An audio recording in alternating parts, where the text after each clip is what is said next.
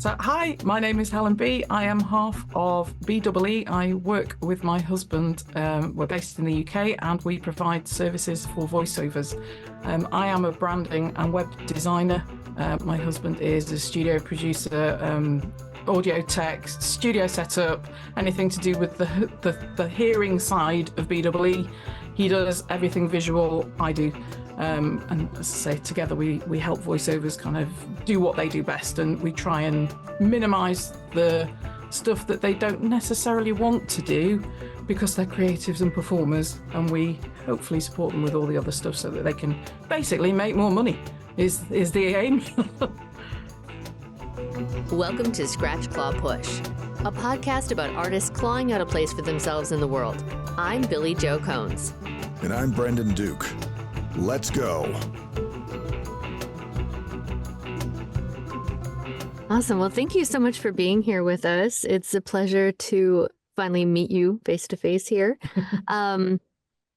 So you kind of you sent us some information about how you got started, and I don't know where do you want to start, Brendan? Yeah, you guys, I'm looking at your website. You guys do a lot, like a lot. Looking at the list of services, I'm like, man, I'm getting tired just reading this. I was like, where do you? Yeah. Yeah. Mine are a lot simpler than Rob's. So I basically do branding and web design. I also help with self-promotion. So anything to do with kind of getting your voiceover career to your clients. That's the kind of side that I work with. So yeah, whereas the husband is all anything to do with the audio side of being a voiceover. That's his world. And I'll quite happily let him tinker on that side. So you didn't start out in the voiceover world, right? So No. How did you get started in the creative industry? I get fairly traditionally, I guess. I went to school, I did art at school, and I was just always good at the creative stuff. So I did art and music and drama and that kind of stuff. I was never that academic, much to my teachers and parents' dismay. And it just became a thing that I struggled not to do almost. It was kind of like, this is what I'm naturally good at, but also there was a kind of craving to be creative in some way, shape or form. I eventually went to university and did graphic design and studied web design as part of that, which was kind of late 90s. So web design wasn't really a thing. I mean, it was a thing, but it was awful and it was clunky and there was nothing online and it was just coding and it was horrible.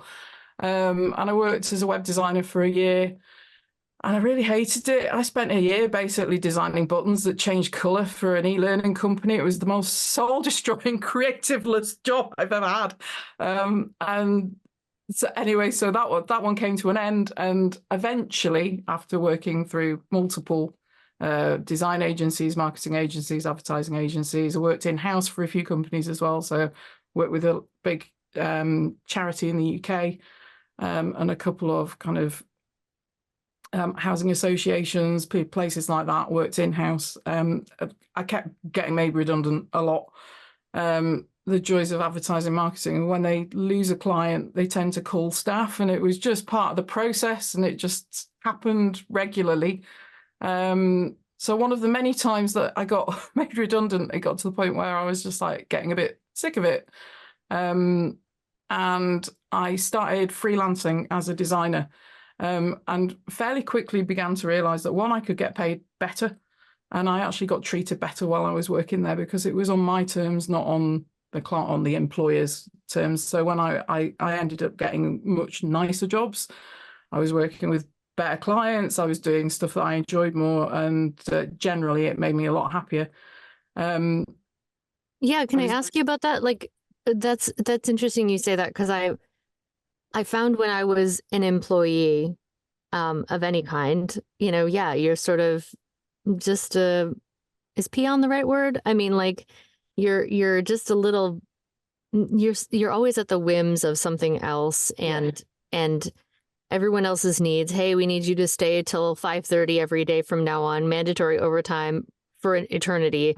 Like, yeah. And you're like, I don't really want to do that. That's not really going to work for me. And And, you know, when I got to be a voiceover actor, then all of a sudden it's like, yes, there are times when clients are like, hey, we need this. How fast can you get this? But like, generally it's like, yeah, I'll get to that, you know, in a reasonable amount of time. But I can take work I want and not take work I don't want. And I can choose. I have more, what's the word? Autonomy. Autonomy, agency, I think is what I was going for. Yeah, I totally agree. Yeah, when I was working there was a couple of advertising agency clients that I worked for that I fundamentally disagreed with their business, like their whole company. I didn't want to work on them. I didn't feel comfortable working on them at all. One of them was a payday loan company, and it was the advertising for that was horrific, and it just felt so against everything that I thought I stood for. It just felt so wrong. And I actually on that occasion I did ask my employees if I could stop working on that particular client, and they looked at me as if I'd gone insane, because nobody had actually dared to ask to not work on a client. Was it something that was like against your morals or like moral compass? I think the way that they were selling what they were doing, it wasn't helping people who were already in debt, and it just felt like one of those like predatory loan companies. Yeah, really manipulative, preying on people who are already vulnerable and making the situation one hell of a lot worse. And it was just it just made me feel wrong. I didn't want to have anything to do with it. They kind of allowed me to not work on that client, but they told me very clearly that I was never to ask that again. It was like, okay. Yeah, that's the problem with being a hired gun. You don't always get to choose what you're aimed at. Yeah, exactly. And I didn't care about the companies I was working for. I didn't care whether such and such a housing association got to sell more homes. I did stuff with not housing associations, so that was a bit better because I actually did care about their mission. I thought that was there's heart and soul behind that business. But I used to work for brands like Nestle and Barclays, and it's just, I don't care. I have no desire for them to make more money. I'm not invested in it. And it doesn't interest me. It's really boring. Oh God, it was just really dull, tedious. So work. At what point did you make the leap to start your own business? It came about fairly naturally, and so it was after probably about 15 years of working as a designer anyway. I'd worked in a few kind of management roles as well at that point, and really hated that, because there was none of the creative work and all of the pain of managing a team. It became even worse. And it happened because my husband, Rob, was already self-employed at that point, and he's worked with voiceovers for 20 plus years. He's always worked with voices. And because of him doing his work, and we used to go to events together, partly because I'd just have something to do and I'd hang out, I got to know some of the voices that he was working with. And then they started asking me to work with them because they got to know who I was. So it came about very organically, which was lovely. It obviously didn't pay the bills straight away because, we didn't just have this big kind of, I am now doing branding and websites for voices. It kind of trickled for a few years, and then after we'd kind of worked separately, we did have two separate freelance businesses. We each had our own for 4 or 5 years, and then it got to the point where actually it was the accountant that suggested we should probably work together. And it's just like, actually, yeah, because some of our clients were starting to cross, so it made sense to kind of go together, and that's when we set up BEE. So that was 6.5 years ago that we went formally together as a business. Can I kind of ask you about your transition there? Because I know you said that the being made redundant was sort of a fire under your butt to really make a go of the other stuff, and like you said, just feeling like not artistically fulfilled, feeling like it wasn't really aligning with your inner moral compass and all of those things. So what was the game plan when you first got made redundant, and how did you sort of get by in the meantime before 6 years ago when you I mean, did all that? brutally honestly, there wasn't a game plan. It was a matter of survival. I had to pay the bills somehow, and I just lost another job. And it was purely I need to earn money quickly, and freelancing through agencies was the quickest way for me to do that. But that gave me the flexibility to then start picking and choosing my hours, because a lot of them were quite short-term contracts. Some of them would be a day, some of them would be, I think the longest I did was about a year. But even that had flexibility with the amount of hours that I could work. So it meant that I could start working part-time on my own stuff. And that was the bit that kind of really kind of helped that progression, and kind of gave me that confidence to be able to kind of, actually, I can set my own hours now. This is kind of good. Well, when you say your own stuff, what was your own stuff that you started during that time? So I was working directly with corporate clients, but smaller businesses. So again, through freelancing, but also through recommendations of where I'd freelance. Somebody would say, actually, this person's quite good at this. You might want to work with them. And so I'd get referrals from the clients I was freelancing with through the agency, as well as people that I knew and businesses. I would actually turn out that I knew quite a few people that were already self-employed. And I started working for a couple of the voiceover training agencies. There was one particular one that I used to work with quite early days when they were setting up, kind of editing their magazine stuff. And through that, again, I got to know more people, and it just it was a networking, I guess, but quite not your traditional sit in a room with however many business owners at 5 a.m. eating breakfast with your elevator pitch kind of networking. It was a lot gentler and a lot softer. And it feels very organic. Yeah, it was. As I say, there wasn't really a game plan, and that there probably should have been. There wasn't. It just kind of happened. I have more of a game plan now these days. I take it, it's now that Rob and I are working together, living together, married. I mean, it's a not. It on paper it sounds like a ridiculous idea. Is that? I mean, how did you two meet? Oh, he was a bass player in a band, and I fancied the keyboard player.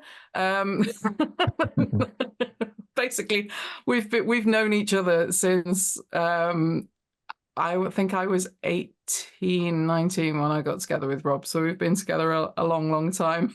And, oh wow! Yeah, it's mutual friends was basically, and music. I used to go to a lot of gigs, and he used to play some of them. So yeah.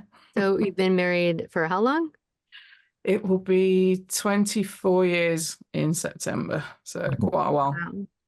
And is it ever hard to work to run a business with your husband, or no? Oh God, yes. Without a shadow of a doubt.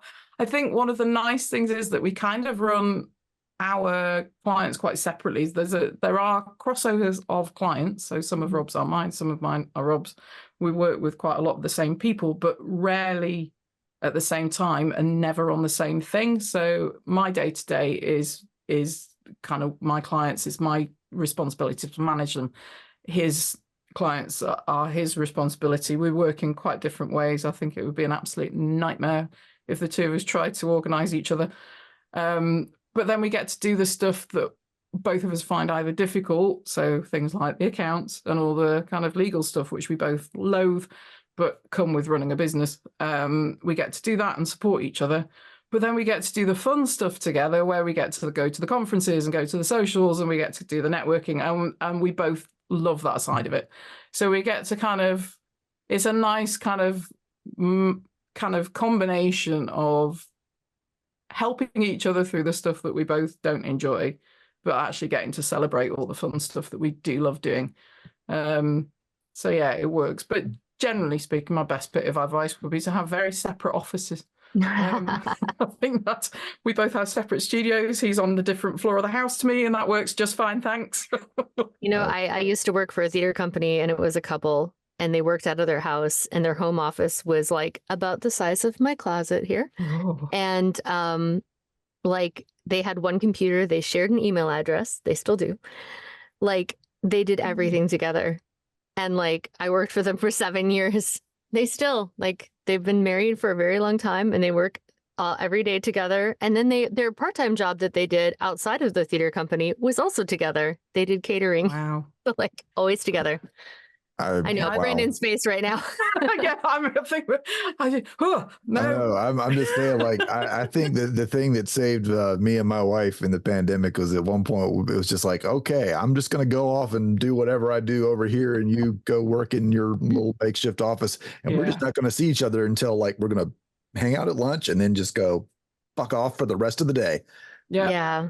Totally agree. I think, one of the hardest things has been actually finding that balance between being co-business owners and being husband and wife occasionally too. And there have been times where we've slipped very much too far either side, and it's hard. There have been some interesting conversations, and there's, I guess, with any relationship, it can be tricky at times, but I mean, it'd be a nightmare getting a divorce now. Oh God, there's so much stuff to divide. Oh God, I can't even imagine. That makes my brain hurt just even letting that the thoughts just knocking on the door, and I'm like, piss off. It's not the best reason to stay married, but yeah. Yeah, all good. But yeah, I mean, it works. We are quite different in, as I say, with in terms of how we manage ourselves and our diaries and things like that. Rob's way of working is not the same as mine. Our office spaces, our studios are so different in style. On that respect, we're very different. But actually, we're both fairly introverted. Rob very much so is a complete introvert. I kind of have moments of being introverted, moments of being extroverted. I'm a bit of both. And we both really like the social side of stuff. And I think that's where it works and that's where it gels, and that we both can together we work really well at events and things like that because we do just enjoy it.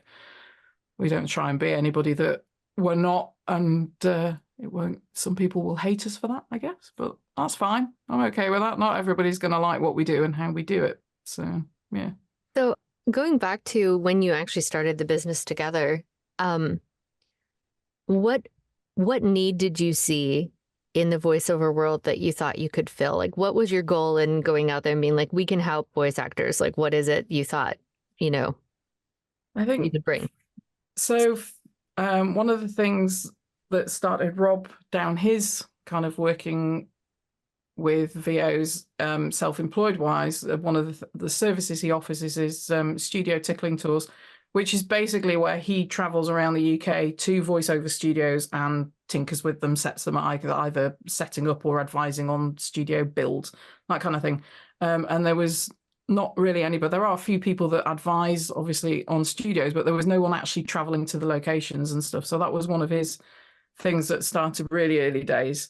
For me, again, there were American companies offering branding, or there were American companies offering websites. There wasn't anybody really offering both, and there definitely wasn't in the UK.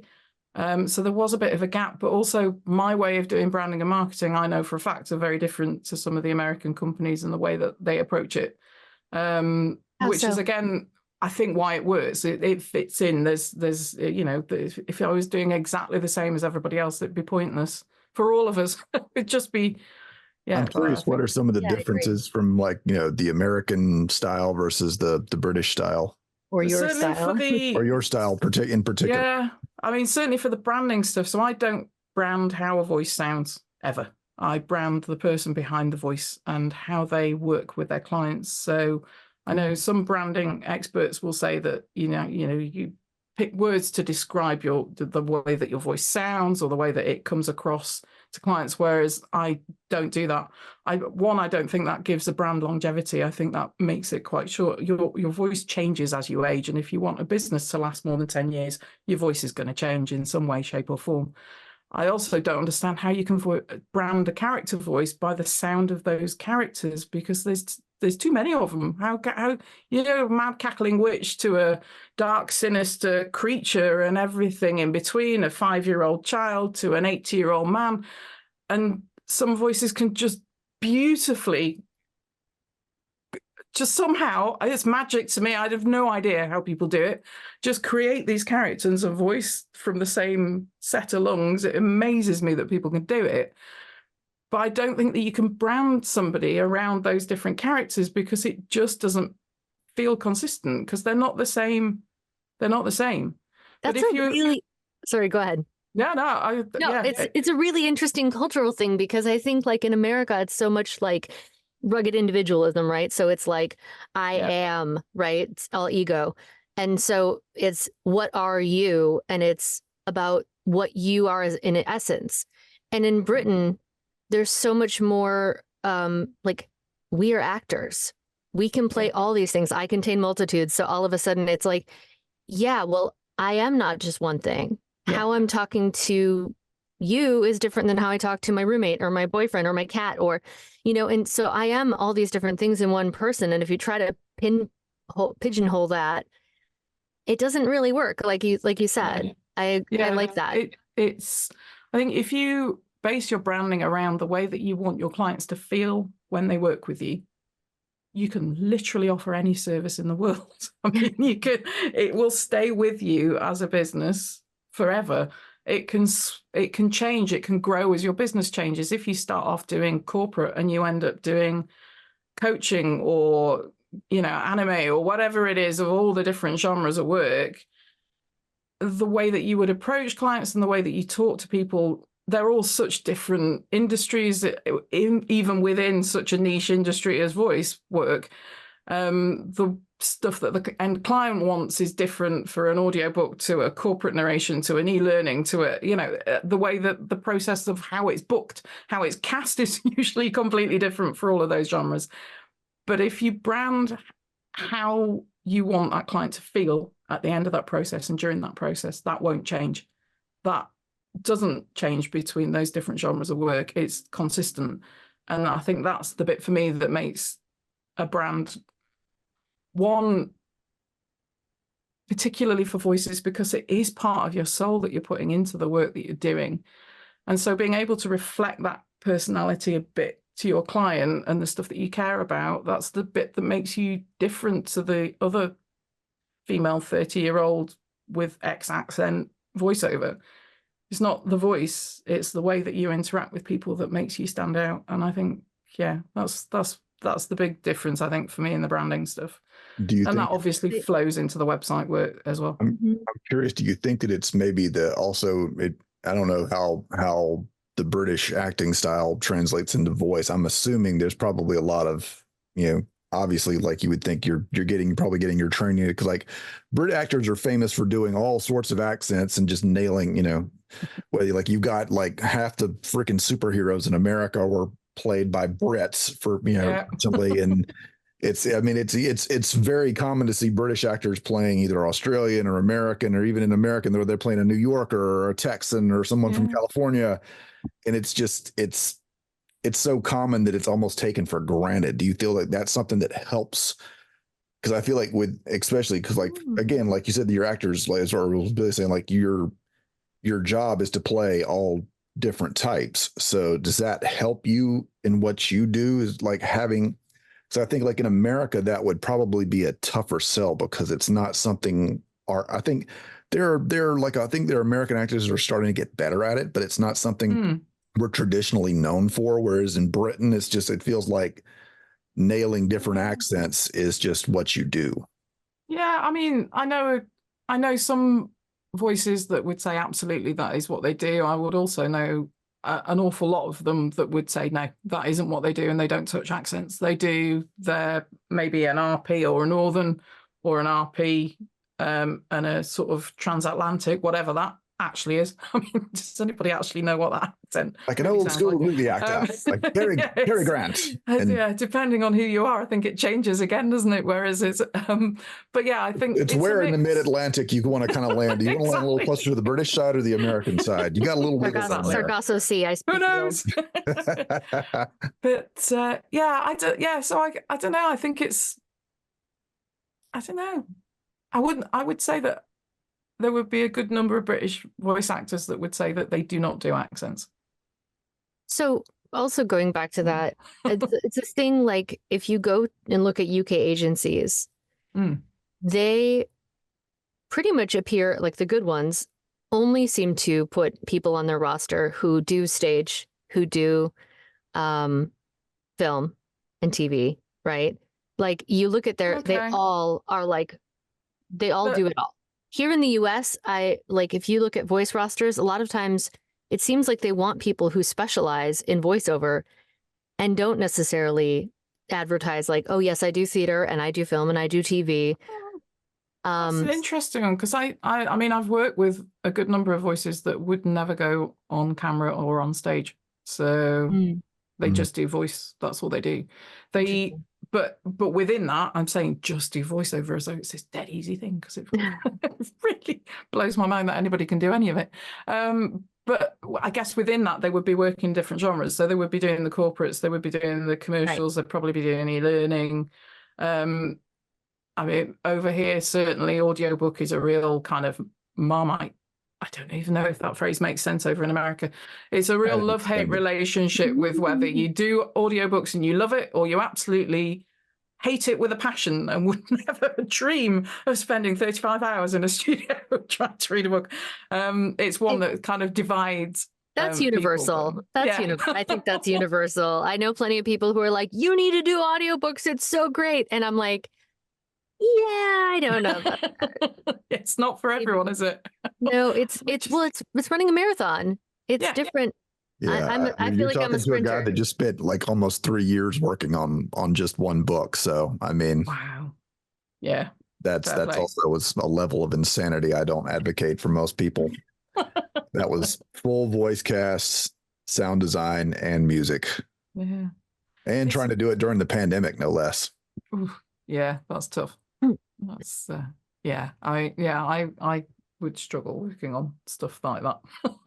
So what's your favorite thing? Sorry. Yeah. Sorry. This is what happens when you have what is your favorite thing about working with voice talent in this way?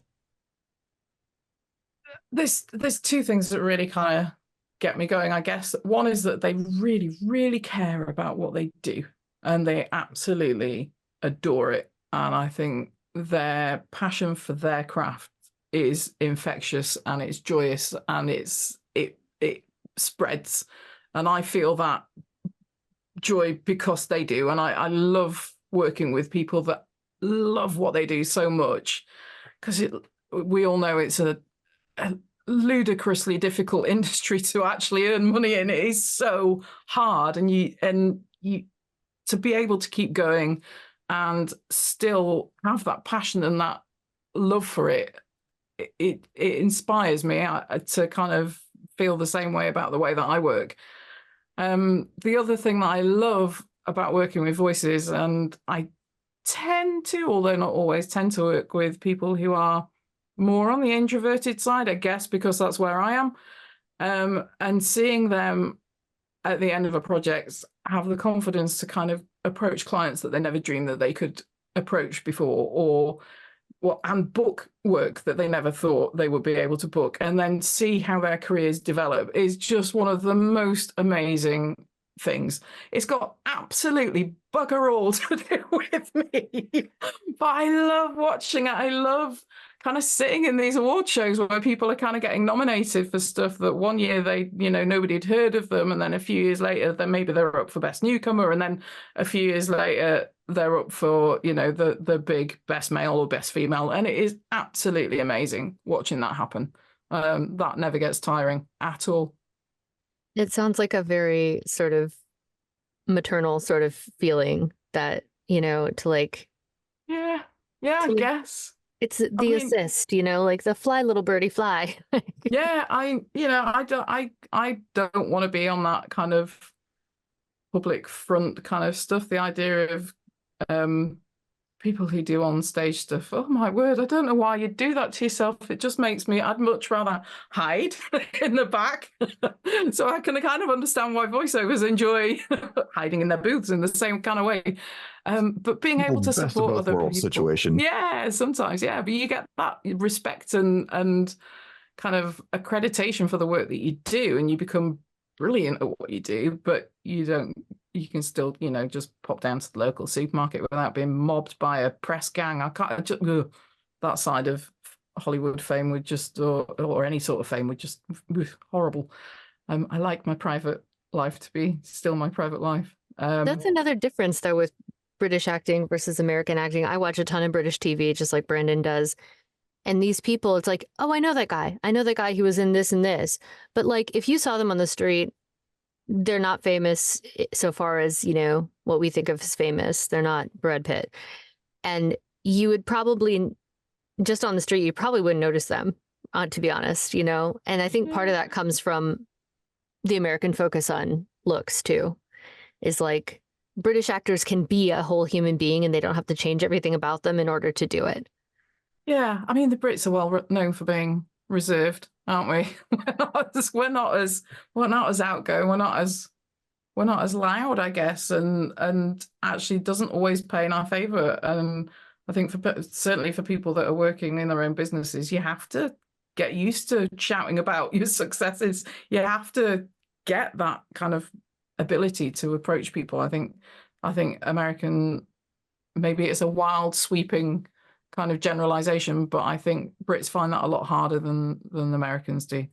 I don't know. I feel like maybe in America, I think it's a cultural thing. Again, the whole, rugged individualism, or like, it seems like so many places around the world. I've talked about this with multiple people because I know people from all over. It's like, there's we talk about like in Scandinavia, they have a thing called tall poppy syndrome, where if you stand out a little too high, get cut down. Well, I feel like in America, it's like you're encouraged to like, I don't know. It's like, I guess the whole, like, I think you could argue we maybe take the individualistic thing a little too far sometimes. But it's definitely like, go out there and be somebody, it's. Mm-hmm. Yeah. I mean, I was certainly never taught to do that at school. It was shut up and be quiet. It was more, if you were too loud, it was very much a problem. We are very much generalizing, obviously, because I'm from the Midwest, and in the Midwest, you are like, be quiet, do your work hard, and don't stand out too much, right? So, and then like we're here in the South, there's always the joke where if you have someone in the family that's a little off, they become like the entertainment for the rest of the family, which is kind of a mean joke, but also not entirely without basis. It's just like, oh, we like eccentricity, it's to a point, but it's like, there's definitely like, even just within the United States, like, like where Billy's from, the Midwest is a little more humble, just hardworking, head down. We're in the South is like, you like eccentricity in different places, and then like New York is a completely different vibe. It's just it's a freak show up there to the point where like you can see crazy stuff. Like you can see a rat the size of a dog hauling off a piece of an entire pizza, and you just kind of go, whatever. And then LA is like a whole other animal where it's just a freaking circus. I know, it's huge.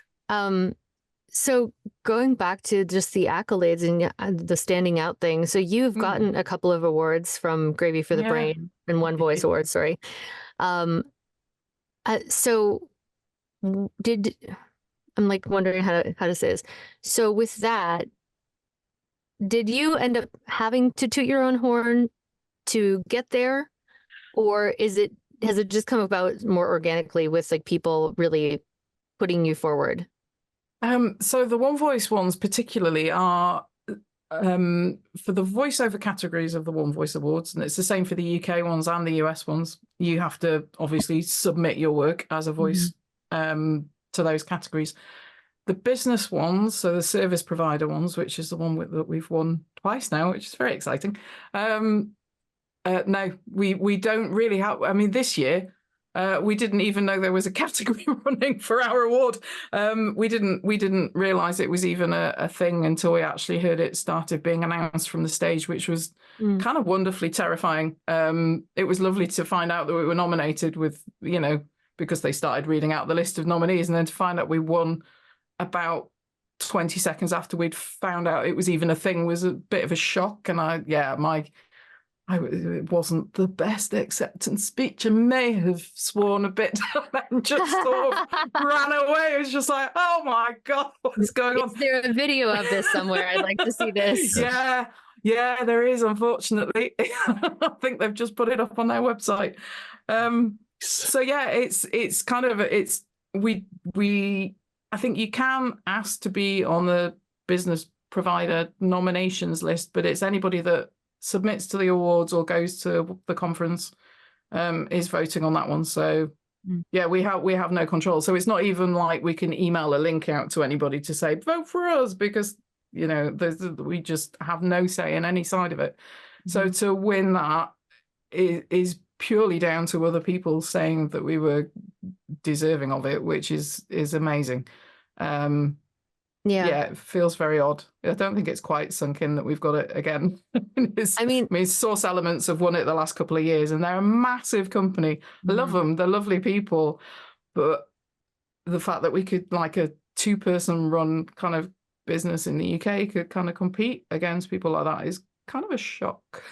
No, that's great. But I was going to say, like, after Eurovision, I don't trust, like, if you're campaigning for public opinion to get votes, like, that means less than what you're talking about, right? Like, in Eurovision, everyone campaigns. It's a weird thing, right? Where it's like, you need someone to champion your cause, but if you're like, and at one point you have to champion your own cause, but there's a limit to what people kind of like. There's a weird line that's not always, like, you don't always know where it is until you've crossed it.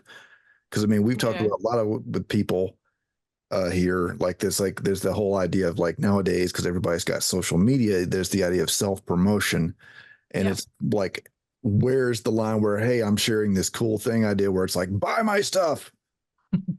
I think I agree, and it's something I've struggled with, is that kind of marketing stuff, particularly coming from a traditional British marketing agency background. The way that I do all the marketing stuff for our business just because it kind of makes sense for me to do it with my background and my I do it very non-traditionally now, and I think there's got to be that kind of confidence, but also it's about doing stuff that feels right to you. And if you're looking for the clients that respect that, then it's kind of easy.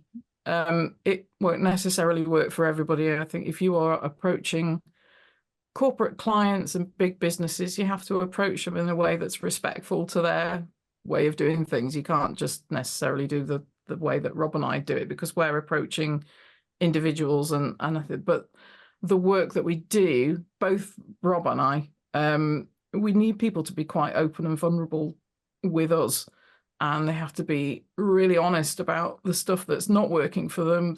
Sometimes with Rob, they have to invite him into their homes. It's a really personal kind of experience, and certainly working on the branding, if people hold anything back when they're working with me, their brand isn't going to fully reflect them, and you can tell.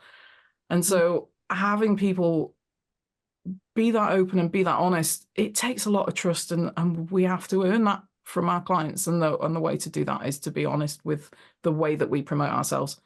So we are, and it won't suit everybody, our style of working, but yeah, I'm fine with that. I'm not, God, I mean, I couldn't work with everybody even if I wanted to. So I'm curious, is it because part of why I started my own company, Carcata Media, that produces this podcast, is because I saw, so many people around Atlanta, the Atlanta area where we're based, is that there's just so many people that are so talented, but again, like, it's that whole self-promotion thing. People they're not always good at telling their own story.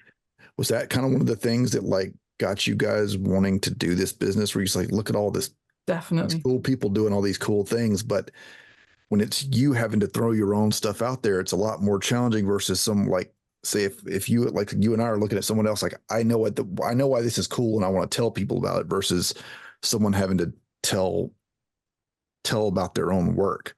Yeah, definitely. And I think I was also sick of watching people get really crap advice as well, and it annoyed me seeing people's motivation and confidence get destroyed because they were getting bad advice from other places that just were, or not necessarily bad advice, just advice that didn't suit them and that was trying to get them to work in a way that they didn't want to work. And I think, yeah, that one of the reasons I like doing what I do is, and why I'm not going to be suitable to work with everybody, is because my approach doesn't suit everybody. And I know that's fine.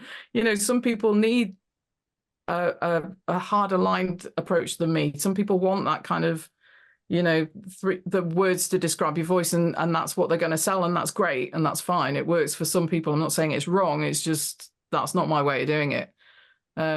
Whereas I'm much more about building that person up to feel confident about what they do. Yeah, I mean, it's lovely watching people being able to and seeing that confidence grow in people, and you kind of see those little sparks and those little kind of moments where they just think, oh, okay, maybe I can do this. Maybe it doesn't feel so terrifying if you've got that support. And yeah, it's what are some of the go-to, you know, methods or stuff that you employ when you're trying to go out there and, you know, build up a person's brand? Or does it just vary from person to person? Yeah, very much so. It's totally unique. And I never know at the start of a project where it's ever going to end, I think, in terms of how it's going to look or what it's going to feel like. And sometimes it surprises the client as well, which is always nice in a good way, hopefully. I mean, oh God, it would be awful if it surprised them in a terrible way.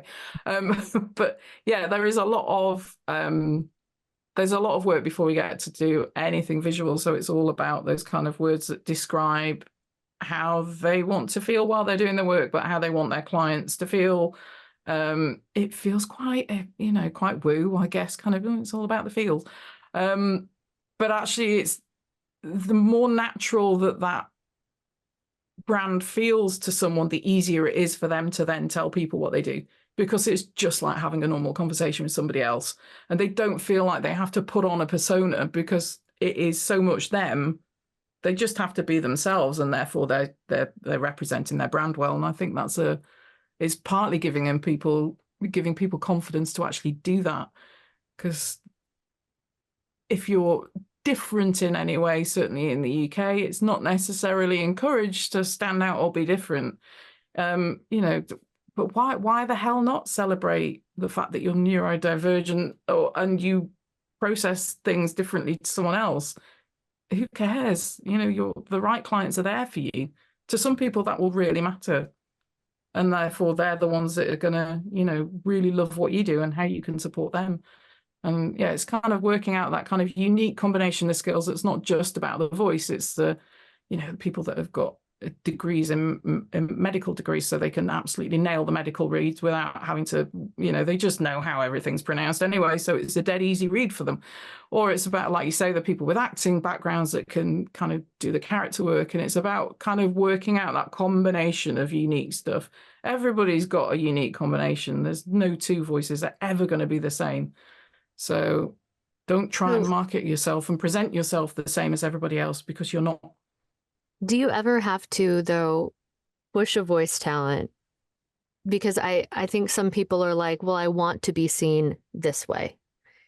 So do you ever have to push them and go, yeah, but that doesn't seem like it's very you? Have you ever had to work with someone who Not really, because the process itself kind of works that bit out for us. And if somebody does want to present themselves in a certain way, then great. That's their choice. That's totally down to them. I mean, I wouldn't suggest everybody bears every bit of their personal life in their marketing and advertising either. Yeah. You know, you want to have a kind of a refined version of your brand. You don't want to just be you, because blimey, if everybody saw the stuff that I got up to, nobody'd hire me, because it would just be, you know, those bits that should and will remain personal, because that's part, you know, the brand side of things is a slightly polished bit. But I would never force someone into a direction that they didn't want to work. However, if it became apparent that, and it has happened once or twice, that we've started off a project, and when me and the client aren't, the way that I work with them isn't working for them, then we have to call it quits and cancel the projects. And that has happened once or twice. because it's more of not a fair on weeding out? either of us.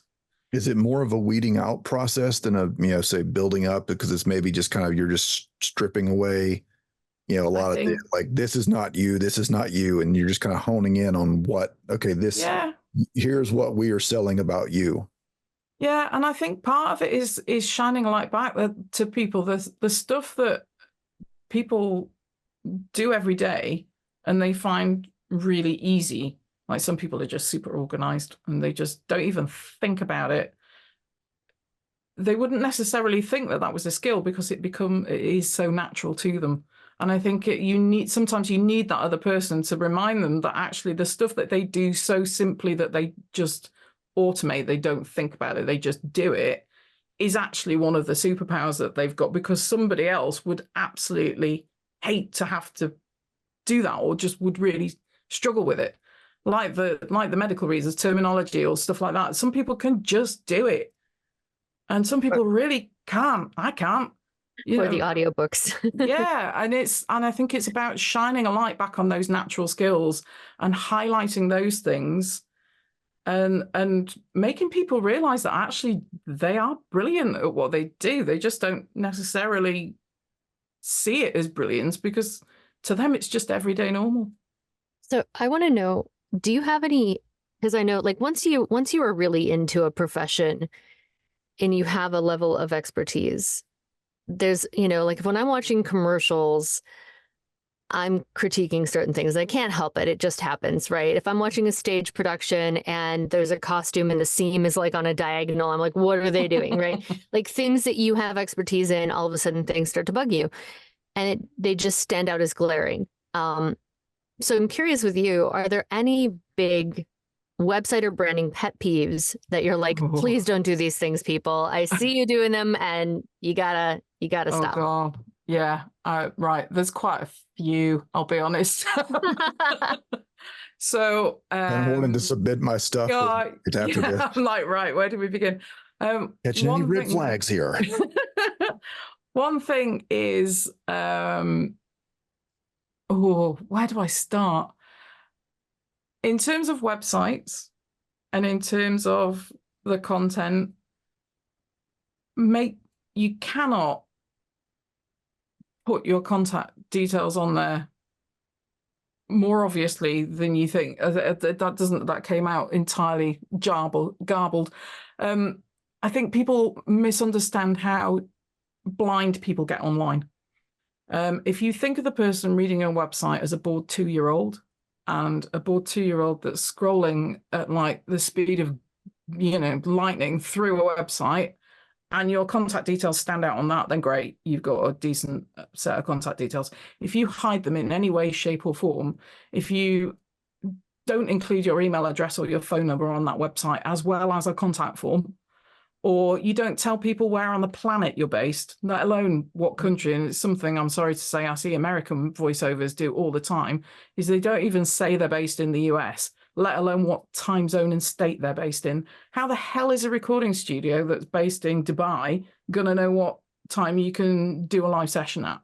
It's kind of basic information that you just have to tell people. Then you should be telling people. And just try and answer those questions that clients are going to want to know before they've asked them. That does really wind me up. There's a few in there. Yeah, and I think that's part of the problem, though, isn't it? Is that they don't overtly think like, what are people immediately going to want to know that I haven't answered? I was doing some marketing research, and there was a director out there that I wanted to reach out to that does documentaries, and no contact information anywhere on the website. Yeah. Anywhere. I was like, do you want people to hire you or not? I don't understand this. It's bizarre, and it doesn't build trust. And I think that's the other thing. The more ways that you can give people to find you, it helps that trust. If you're sending out cold email marketing particularly, and they've never heard of you, and you've got a Hotmail account that, I'm a great voiceover at hotmail.com, nobody's going to believe you're real. They're just going to think you're some evil spam bot. Have a branded email address. Make sure it's actually got a name in there, not a contact at because make it you. You are the business. Make people chat to you. Make sure your demos are downloadable. Oh, for the love of God, can people make their demos downloadable on their websites, please?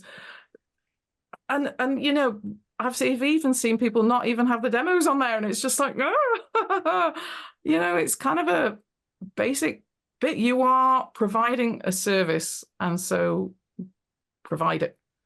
The easier you can make that experience for that client, the more likely you are to book them in the first place, but to repeat book as well. And let's face it, repeat booking is so much more worthwhile because it's a lot less effort. Yeah. It's Agreed. nice when people come back. But yeah, those are, the website stuff really frustrates me. The lack of the GDPR laws in the UK and Europe, and there's similar ones in California as well, I think, that state that you have to have cookie policies on your site if you're collecting data, and the amount of people that don't across the planet, just little bits like that. Do your due diligence when you're setting up your business and learn what the rules are in the countries that you're operating in. Because if you don't, you're potentially just saying to clients, look, I don't really care where you're based, but you could, I'm not going to abide by your rules. I think that's something else as well that people forget sometimes. It's really boring though, isn't it? That's hard. It's a really boring side of it. That is hard though, because it's not like I'm operating in other countries. I'm based here. I post on, Voice 123. I get a job. The company just happens to be in Germany. I'm like, okay. Yeah. Here's my Wise payment account. It's that one's definitely not one of the more important ones. I mean, the key ones I would say for any voiceover website, downloadable demos. They need to be, some of them on your homepage as near to the top as humanly possible so that people can see them within a second of getting on that site. They need to know what you're called and how to contact you and where you're based so that they know if they want to do live sessions that they can. And all the other stuff is extra bonus information. Tell them about your studio and how it connects and all the rest of it. That's great. But yeah, basic bits of information are worryingly lacking sometimes. And have you ever thought about setting up a fake website of here's all the things that are wrong with it? Just for funsies. Oh, yeah. I'd probably really insult someone if I did that. My personal pet, I said, okay, this is what you were talking about. It's not for me, right? When I did Jonathan Tilley's course a long time ago, and we all had to create our own branding. And I created mine, and some people really didn't like mine. And I was like, it's me. It's very me. Right. And I was just like, that's their own thing. And they always say, a great brand repels as many as it attracts. Yeah. Right. So I was like, fine, that's fine. They don't have to like it, but I like it. And other people have reached out and been like, I love it. I was going somewhere with this. Oh, but my big thing was, everyone else in the course, a lot of people in the course were coming up with here's my name in a font, and somehow I've worked a microphone into this or a audio thing. And I was like, yeah, I'm not going to do that, because you were saying, to me, it's that's going the opposite direction of the too specific with the 3 words. Mm-hmm. To me, that's going too generic. It's yeah, I'm a voice actor, but there's a million of us. So what else is there about me? Yeah. Who am I? How am I to work with? What is my personality like? Yeah. To me, expressing that was way more important, because I totally agree. If I'm sending them my website, they know I'm a voice actor already. They don't need to see a microphone in my logo to know that. Yeah. I have used microphones in logos. Mm-hmm. I always make sure it's a voice appropriate one. God, the amount of SM58s I see stuck in a flipping VO logo, and it's you'd never use that for voiceover, or I really hope you wouldn't. I think says it all. I have used mics or sound waves and stuff like that, but it's always been within something. So I'm trying to think of one that I've got that's at the minute. There was one that I did for a voiceover, is the British voiceover, and it's we ended up with a logo that's a bit more like a heraldry shield thing, and there is a mic in the middle of that, and there are some headphones over it because the shield and the headphones kind of make a face. But the combination of that is quite unique. Another logo that brand that I did for a guy who is a Welsh audiobook narrator predominantly, but not just that. We played on the fact that he is Welsh, and we incorporated. There's no hint of a sound wave or a microphone, and it's basically his name. His first name is Aubrey, and the capital A is a dragon. And we you worked the red dragon in there. Yeah, we got the Welsh kind of dragon with its front foot up, and we tried to kind of have nods towards the Welsh flag, but obviously, not copying it, because then I'd be breaking copyright. But yeah, so we kind of created this dragon for him, and that was a fun one to work on. But yeah, I think it's sometimes it works, sometimes it doesn't. I think anything, I guess it's the same as anything. If you buy or you get a logo off Fiverr or wherever, and it costs you 30 quid, or it's going to look like a cheap, nasty logo.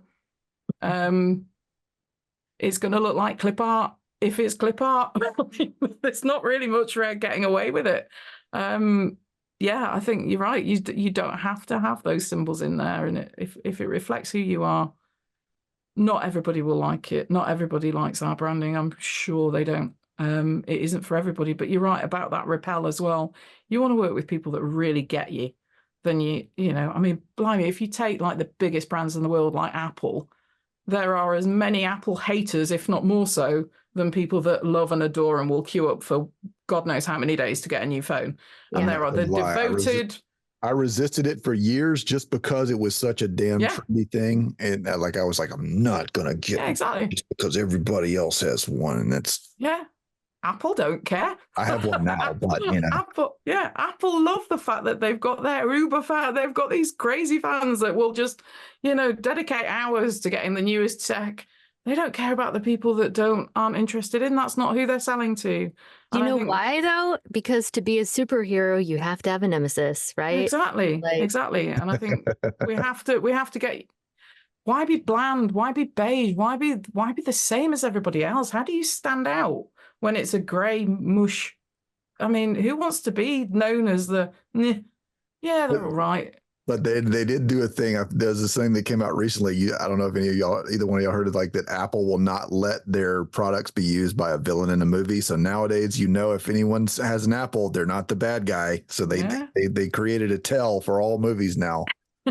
Interesting. Yeah. But yeah, maybe people do build those associations, don't they? I guess. It's funny. So as we've come around about to the hour mark, tell the people where they can find you online if they want to inquire about your services or just at you in general. Yeah. So our company name is BEE. This is where it gets really complicated because our company. So my surname is B, and if you spell our surname out loud, it's BEE. But our company name is the letter B. Word double and then the letter E again. But if you look up Helen Bee or BEE, you will find us on Google. We are ranking fairly nicely now these days. But yeah, we're on the usual socials and with the website and stuff. And we also run the VoiceOver Social, which is a network of local free socials and gatherings around. There's 10 of them around the UK, and there's one in Berlin as well. And there's a podcast for that as well. So if you do want to get to know me and Rob a bit better, we also have that podcast as well. So that's the voiceoversocial.com.